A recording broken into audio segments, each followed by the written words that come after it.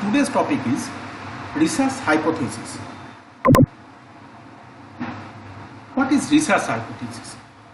The main purpose of statistics is to test a hypothesis. Hypothesis testing in statistics is a way for you to test the result of a survey or experiment to see if you have meaningful result or not. You are basically testing whether your results are valid by figuring out odds that your result have happened by chance. If your result may happen by chance, the experiment would not be repeatable, so it has little use. Now, the nature and character of research hypothesis. When the statement can be tested by scientific method called hypothesis. In research, if researcher would like to find out the relationship among two or more variables, need state about the hypothesis before going to experiment and field survey as well as data collection. Hypothesis is actually some prediction of expected research findings. Hypothesis is considered as possible answer of research questions. Sometimes hypothesis can address different aspects of research question. Hypothesis should be based on existing theory, observation, experiences. Hypothesis must be tested through scientific research methods like observations, experiment, analysis, etc.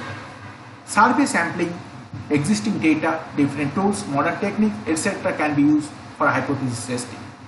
If you set some hypothesis in your research, then you have to prove or disprove it in your research result and conclusion part.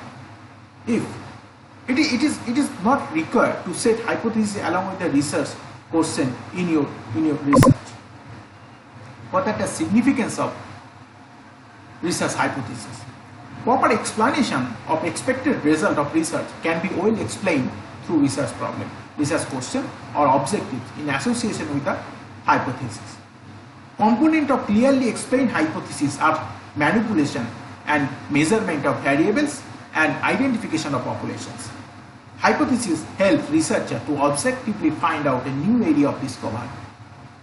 Clear and specific goal of research can be clarified in front of the researcher through hypothesis.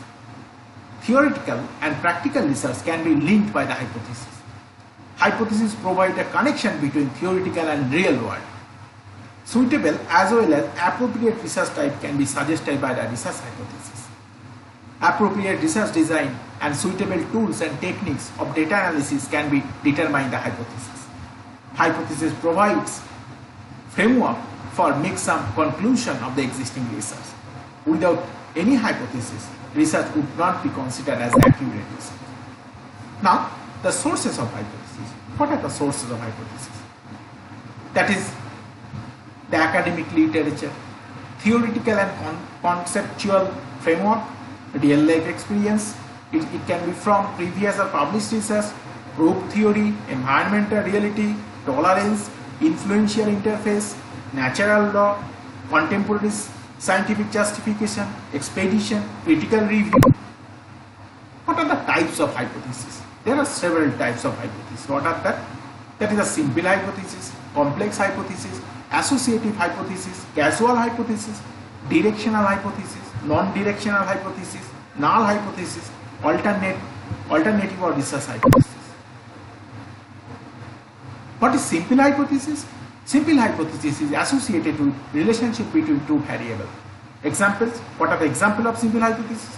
Increase of discharge in the channel, increase of cross-sectional area. If discharge increases, then definitely the channel cross-sectional area will increase. What is the complex hypothesis?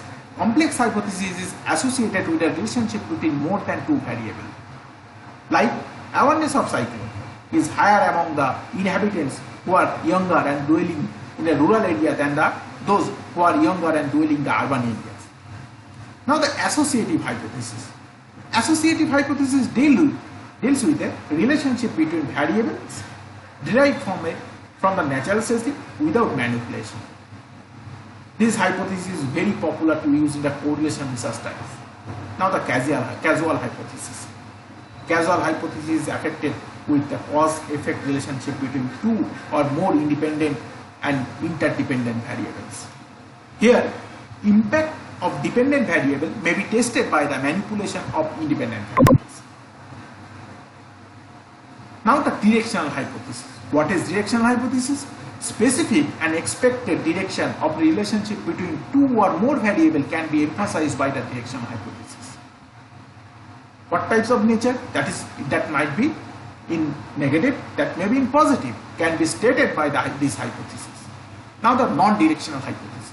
Non-directional hypothesis also indicate the relationship between two or more variables, but it is unable to clarify about the direction and nature of relationship between two variables. Either it is negative or it is positive. Existence of relationship between two or more variables can be truly identified. Now the null hypothesis. Null hypothesis and alternative hypothesis are considered as a statistical hypothesis. In null hypothesis, statistical data can be tested well and well explained. Null hypothesis has the ability to identify no relationship between dependent and independent variables. But alternative hypothesis has the ability to identify existing relationship between dependent and independent variables. Now, character of the accurate hypothesis. What are the character of the accurate hypothesis in research? That is, it is well understandable. It will definitely conceptually clear. It is based on empirical references. It is clear and well-defined objectives. It should be specific. It should be realistic. It is concerned with the previous well-established theory and practice. It is simple and well-explained. It is consistent and continuous. It is verifiable content, relevant and modern context. It will be very relevant to the modern context. It would be purposiveness. Available tools and techniques for testing. Profound effect. That has some profound effect. Economically sound and environmentally essential. Now the hypothesis testing. There are several components of hypothesis testing. What are the components? That is level of significance, test of hypothesis, type 1, type 2 error, two-tailed and one-tailed research. Now the significance of hypothesis testing. What are the significance? Validity of assumption can be determined by the hypothesis testing. Hypothesis testing clarify about the basis of the sample data. Hypothesis about the population is likely to be true or false. Now, significance level by Jim Frost. The significance level, also denoted as alpha, is a measure of strength of the evidence that must be present in your sample before you will reject the null hypothesis and conclude that the effect is statistically significant. The researcher determines the significance level before conducting the experiment. The significance level is probability of rejecting the null hypothesis when it is true. For example, a significance level of 0.05 indicates 5% risk of concluding that the difference exists when there is no actual differences. Lower significance level indicate that you require strong evidence before you will reject the null hypothesis. Use of significance level during hypothesis testing to help you determine which hypothesis the data support. Compare your p-value to your significance level. If the p-value is less than your significance level, you can reject the null hypothesis and conclude that effect is statistically significant. In other words, the evidence in your sample is strong enough to be able to reject the null hypothesis at the population level.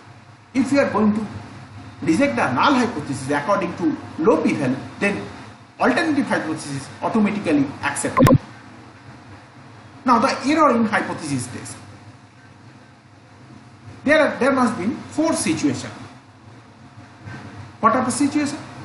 In the situation 1, if null hypothesis is false, then alternative hypothesis is accepted and null hypothesis is rejected. If null hypothesis is true, then it will be accepted through the rejection of the alternative hypothesis. In the situation 3, alternative hypothesis, I mean null hypothesis is false but accepted. In the situation 4, that is alternative hypothesis, null hypothesis is true, reject. So during discussion making time, if the situation 1 and 2 is true, then 3 and 4 become false. Now there is a decision of the sample. If rejection of null hypothesis, that is false, that type 1 error occurs, and is it true, then it is type 2 error. Now decision errors, that is very important, that is in hypothesis testing or research hypothesis, one is decision error and one is decision rules. Two types of decision error can result from a hypothesis testing. One is type 1 error and another one is type 2 error. Now what is type 1 error? Type 1 error occurs due to the rejection of the null hypothesis when it is true. Significance level is probability of occurring type 1 error. This probability is also known as alpha and is often denotable by alpha symbol. What is type 2 error? Type 2 error occurs when null hypothesis is false and accepted. The probability of occurring type 2 error is known as beta and is often denoted by the beta sign. The probability of the non-committing type 2 error is known as power of the test. Now the decision rules. Decision rule is associated with the p-values, region of acceptance and region of rejection. What is p-values? P-values investigate strength of the evidence in support of the null hypothesis. If the p-value is less than the significance level, then you can reject the null hypothesis. Now the region of acceptance. The region of acceptance is a range of values. If the test statistics fall in the region of acceptance, the null hypothesis is accepted by the rejection of the alternative hypothesis. If the region of acceptance is well defined, then the chance of occurring type 1 error is equal to the significance level. Now the region of rejection. Set of values located outside the region of acceptance is known as the region of rejection. If the test statistics fall within the region of rejection, the null hypothesis can be rejected. Now the potential error. There are two types of potential error. What are the source? What are the types of source of potential error? One is sampling error and one is non-sampling error. Sampling error occurs due to the sample is not full population. There are three types of non-sampling error. One is why non-sampling error occurs? That is three causes. One is poor sampling method, one is due to the questionnaire and measurement error, one is behavioral error. Now we need to go for the type of error. There are four types of error. That is the measurement, sampling, frame and random. What is the measurement? When there is a difference between the information desired and the information provided by the researcher, then it is measurement error. Now the sampling error.